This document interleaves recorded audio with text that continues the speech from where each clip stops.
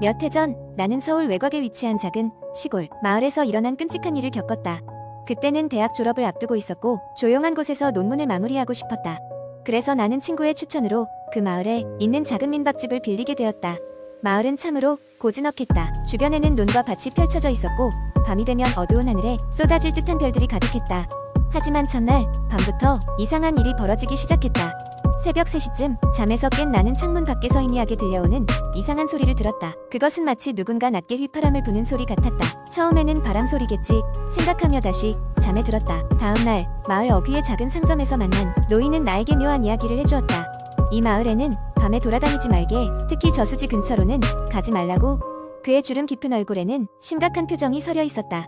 나는 단순한 미신이라 생각하며 웃어 넘겼지만 그의 말이 마음 한구석에 계속 남아있었다. 그날 밤 나는 다시 그 불길한 소리에 잠에서 깼다. 이번에는 더욱 명확하게 들릴 뿐 아니라 점점 더 가까워지는 것 같았다. 나는 침대에서 일어나 창문으로 다가갔다. 달빛이 희미하게 비추는 저 멀리서 무언가 서서히 움직이고 있는 게 보였다. 그것은 검은 실루엣의 사람 형상이었다. 나는 섬뜩한 기분이 들어 커튼을 재빨리 쳤다. 마음이 진정되지 않아 방을 서성이던 중 문득 일주일 전 친구가 이 마을에 얽힌 이야기를 해줬던 기억이 났다. 그가 말하길 몇 년 전 이 마을의 저수지에서 한 젊은 여자가 실종되었고 아직도 못 찾고 있다고 했다. 이후로 저수지 근처에만 가면 이상한 소리가 들린다는 소문이 돌았다고 말이다. 나는 방 안에서 한참을 망설이다가 용기를 내어 방을 나섰다. 나의 호기심이 두려움을 이긴 것이었다. 나는 휴대폰에 손전등을 켜고 저수지 쪽으로 발걸음을 옮겼다. 길은 어두컴컴했고 내 발소리 외에는 아무 소리도 들리지 않았다. 저수지 근처에 도착했을 때 나는 또다시 그 휘파람 소리를 들었다. 이번에는 정말 가까운 거리에서 들려왔다. 나는 가슴이 철렁 내려앉는 것을 느끼면서도 호기심을 참지 못하고 소리가 나는 방향으로 손전등을 비추었다. 그리고 나는 그곳에서 믿을 수 없는 장면을 목격했다. 물 위로 하얀 무명 옷을 입은 여자가 떠 있는 것이었다. 그녀는 나를 똑바로 쳐다보며 천천히 미소를 지었다. 나는 비명을 지르고 싶었지만 목소리가 나오지 않았다. 발걸음도 움직이지 않았다. 그 순간 그녀가 손을 들어 나에게 뭔가를 가리켰다. 나는 그제야 정신을 차리고 황급히 몸을 돌려 민박집으로 달리기 시작했다. 집에 돌아와 문을 잠그고 나서야 겨우 안도의 한숨을 내쉴 수 있었다. 이후 나는 그 마을에서의 체류를 취소하고 다음날 서울로 돌아왔다. 며칠 후 친구로부터 그 마을에 대한 충격적인 이야기를 들었다. 그날 밤 저수지 근처에서 정체불명의 휘파람 소리가 들렸다는 신고가 여러 건 들어왔다는 것이었다. 그 이후로 나는 다시는 그 마을에 가지 않았다. 하지만 가끔 밤이 되면 그 휘파람 소리가 여전히 내 귓가를 맴도는 듯한 기분이 든다. 두 번째 이야기. 인터넷에는 수많은 공포 이야기가 돌아다니고 있으며 그 중에는 사람들의 간담을 서늘하게 하는 이야기들이 적지 않습니다. 오늘은 그 중 하나의 이야기를 매우 길게 풀어보겠습니다. 이 이야기는 한 대학생이 경험한 기묘하고도 소름 끼치는 사건에 대한 것입니다. 지방 소도시에서 서울로 올라와 대학에 입학한 지원은 많은 기대를 안고 혼자서 자취를 시작하게 되었습니다. 학교 근처에 있는 낡은 빌라를 어렵사리 구해 들어갔는데 처음에는 모든 것이 새롭고 흥미로웠습니다. 빌라는 지어진 지 꽤 오래된 건물이라 여기저기 낡은 흔적이 많았지만 혼자 살기에는 딱 이를 데 없었습니다. 지원은 주위 친구들의 도움으로 방을 꾸미고 자그마한 방 안에서 새로운 생활을 시작했습니다. 생활은 평온했고 특별한 문제는 없었습니다. 단 한 가지, 건물 자체가 오래되어 그런지 이상하게도 밤만 되면 건물 전체에서 삐걱거리는 소리가 들려왔습니다. 지원은 그것이 단순히 오래된 나무 구조물 때문일 것이라 생각하고 대수롭지 않게 넘겼습니다.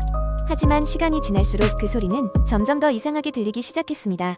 단순한 삐걱거림이 아니라 마치 누군가 천천히 걷는 듯한 소리, 속삭이며 말하는 듯한 소리까지 들리는 것 같았습니다. 지원은 혹시 자신의 착각이 아닐까 생각했지만 그 소리는 점점 더 또렷해졌습니다. 어느 날 밤, 지원은 유난히 잠이 오지 않아 이리저리 뒤척이다가 휴대폰을 보고 있었습니다. 그때 갑자기 방문 옆에서 이상한 소리가 들려왔습니다. 무언가 긁는 듯한 소리와 함께 문 너머로 누군가의 그림자가 어른거렸습니다. 깜짝 놀란 지원은 순간적으로 긴장했지만 도둑이라도 든 것인지 확인해야겠다고 마음먹고 조심스럽게 몸을 일으켰습니다. 그러나 문을 열자 밖에는 아무것도 없었습니다. 건물 복도는 고요했고 아무런 인기척도 없었습니다. 놀란 마음에 문을 닫고 돌아서려던 순간 복도 끝에 놓여있던 작은 창고 문이 흔들리며 열리는 것을 지원은 보고야 말았습니다. 그 안에서는 아무도 나올 리가 없었는데 문은 천천히 흔들리며 빼꼼히 열려 있었던 것입니다. 그날 이후로 지원은 창고에 대한 두려움을 떨칠 수가 없었습니다. 수업이 끝나고 돌아오는 길에도 새벽녘 화장실을 갈 때에도 그 창고 문이 언제 열릴지 몰라 두려움에 떨었습니다. 지원은 나중에 이 이야기를 친구들에게도 털어놓았고 그들은 그 창고에 대해 더 알아보자고 제안했습니다. 몇 날 며칠을 고민하다가 결국 지원과 친구들은 그 창고를 조사해보기로 했습니다. 어느 주말 낮 친구들과 함께 창고 앞에 모인 지원은 마음을 다잡고 손잡이를 당겼습니다. 창고 안은 오래되어 썩어가는 나무, 냄새와 먼지로 가득했으며 여러 가지 버려진 잡동사니들이 어지럽게 널브러져 있었습니다. 그때 친구 중 한 명이 먼지를 털어내며 작은 상자를 발견했습니다. 상자는 낡고 녹슨 자물쇠로 잠겨 있었지만 다행히도 자물쇠가 그리 단단하지 않아 쉽게 부술 수 있었습니다. 상자 안에는 오래된 사진들과 함께 한 권의 낡은 노트가 들어 있었습니다. 노트에는 이 빌라에서 예전에 살았던 사람들의 이름과 함께 그들이 겪은 이상한 현상들에 대한 기록이 적혀 있었습니다. 그 기록들은 지금 지원이 겪고 있는 일들과도 흡사했습니다. 특히 마지막 페이지에는 도망쳐야 한다 라는 문구가 반복되어 적혀 있었는데 그 필체는 점점 흘려져 내려가다 마지막엔 마치 고통에 찬 듯한 흔적이 남아 있었습니다. 이 사건 이후 지원은 그 빌라를 떠나기로 결심했습니다. 급히 이사를 하며 그동안 열지 못했던 질문들은 끝내 답을 얻지 못했습니다. 하지만 지원은 한 가지 확신이 있었습니다. 그 창고는 결코 다시 열어선 안 될 곳이라는 사실이었습니다. 그리고 오래된 빌라에서 들려오던 이상한 소리들은 단순히 낡은 건물의 문제가 아니었음을 지원은 알 수 있었습니다. 이 이야기는 인터넷에 떠돌던 많은 공포 썰 중 하나에 불과합니다. 실화인지는 알 수 없지만 듣는 사람으로 하여금 뒷목을 오싹하게 만들기에 충분합니다. 비록 이야기는 끝났지만 어딘가 어두운 방 안에서 먼지를 뒤집어 쓴 창고 문이 다시금 열리고 있을지도 모릅니다.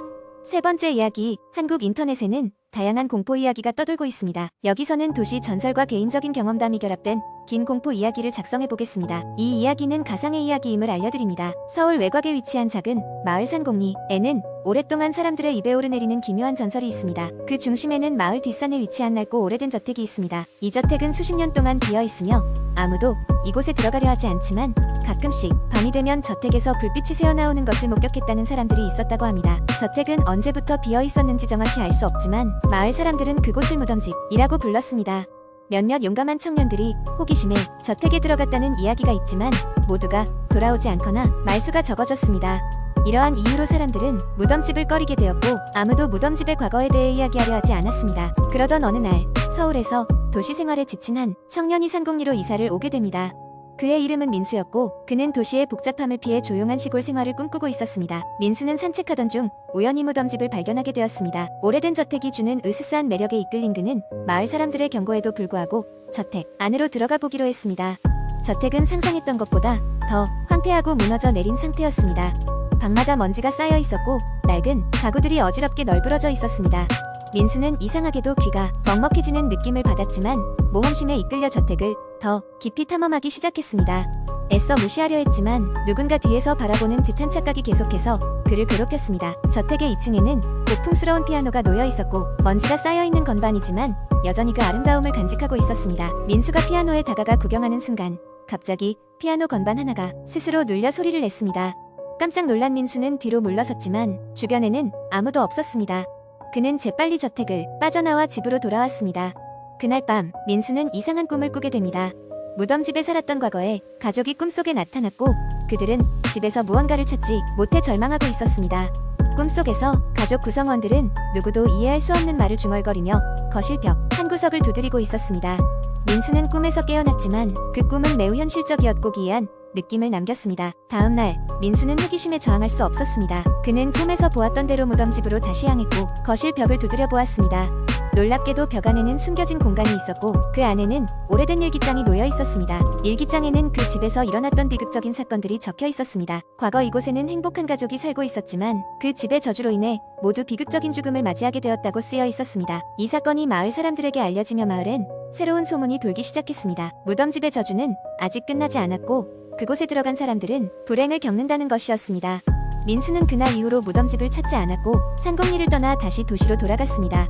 하지만 그는 가끔씩 그 집에서 느꼈던 알 수 없는 공포와 그날의 꿈을 떠올리며 섬뜩한 기분에 사로잡히곤 합니다. 사람들은 여전히 무덤집을 지나가며 돌아보지 않습니다. 그 집의 이야기는 산곡리를 떠돌며 새로운 방문자들에게 경고의 메시지를 남기고 있습니다.